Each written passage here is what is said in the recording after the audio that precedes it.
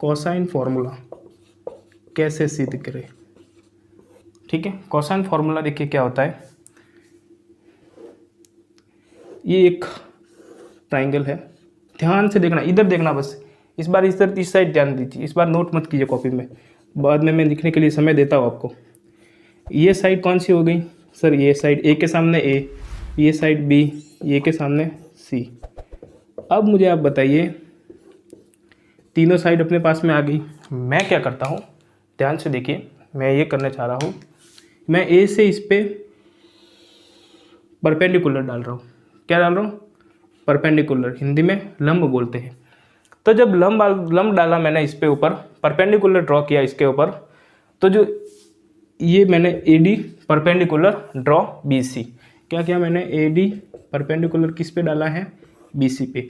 तो मैंने इसको एक्स मान लिया।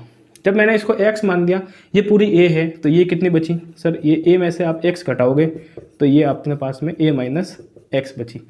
तो अब मुझे बताइए, और इसको मैं नया नाम दे देता हूँ, ये एच हाइट है, ये क्या है, हाइट है।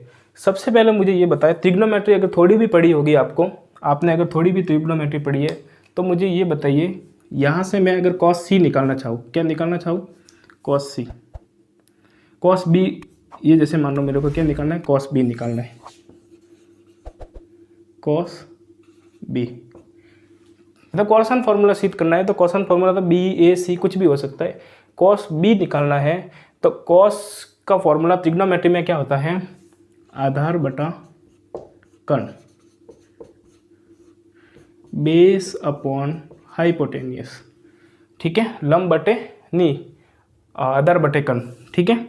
तो कॉस बी, बेस कितना है सर, बेस है अपने पास में एक्स, सर हाइपोटेनियस कितना है, यहाँ से 90 डिग्री के सामने सर सी, तो एक्स की जो वैल्यू आई वो कितनी आई सर, सी कॉस बी, ये अपनी वो आ गई इक्वेशन फर्स्ट। अब अपन प्रूव करते हैं कोसाइन फॉर्मूला।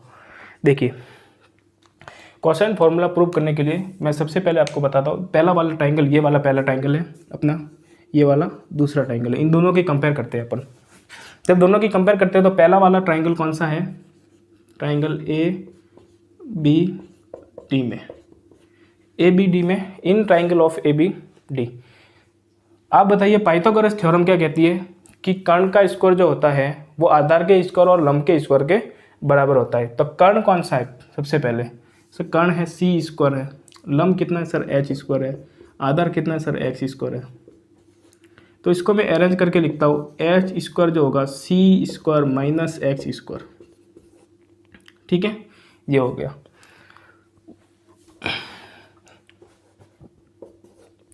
दूसरे वाले ट्राइंगल में देखिए, दूसरा वाला ट्राइंगल कौन सा है सर, दूसरा वाला ट्राइंगल है अपने पास में ए डी और सी में। दूसरे वाले ट्राइंगल में देखिए, बी स्क्वायर जो होगा, बी स्क्वायर वो होगा एच स्क्वायर प्लस ए माइनस एक्स स्क्वायर के बराबर होगा। तो मैं इसको अरेंज करके लिखता हूँ एच स्क्वायर के, तो बी स्क्वायर माइनस ए माइनस एक्स स्क्वायर के बराबर होगा। अब मैं अगर देखिए यहाँ पर भी एक्स एच स्क्वायर है, यहाँ पर भी एच स्क्वायर है, तो मैं क्या करता हूँ, कंपैरिजन करता हूँ, किन दोनों की कंपैरिजन, इन दोनों की कंपैरिजन करता हूँ, इन दोनों की। जब इन दोनों की मैं कंपैरिजन करता हूँ तो देखिए एच स्क्वायर बराबर होगा, तो इक्वेशन एक व दो से अपन क्या लिख सकते हैं कि सी स्क्वायर माइनस एक्स स्क्वायर, सी स्क्वायर माइनस एक्स स्क्वायर, यहाँ क्या लिख सकते हैं अपन, बी स्क्वायर माइनस ए माइनस एक्स स्क्वायर, ये दोनों बराबर आ गया। अब मैं इसको सॉल्व करता हूँ, तो यहाँ कितना आया बी स्क्वायर, यहाँ कितना है a square minus 2ax plus x square, यहाँ कितना आया x c minus x square, b square ये माइनस का a square minus minus plus 2ax minus का x square, minus x square से माइनस एक्स स्क्वायर कट गया। तो आप ध्यान रखिए, मुझे ये बताइए, आप सभी को इधर लेके आ जाओ, तो यहाँ कितना बचा सर सी स्क्वायर, फिर इसको यहाँ कितना बचा सर बी स्क्वायर, ये किसका हो जाएगा प्लस का ए स्क्वायर, यहाँ कितना बचा 2x। इक्वेशन इसको मैंने फर्स्ट वैसे माना था, तो इक्वेशन x की जगह कितने लिख सकते हैं, सी कॉस बी, तो लिखिए सी कॉस बी।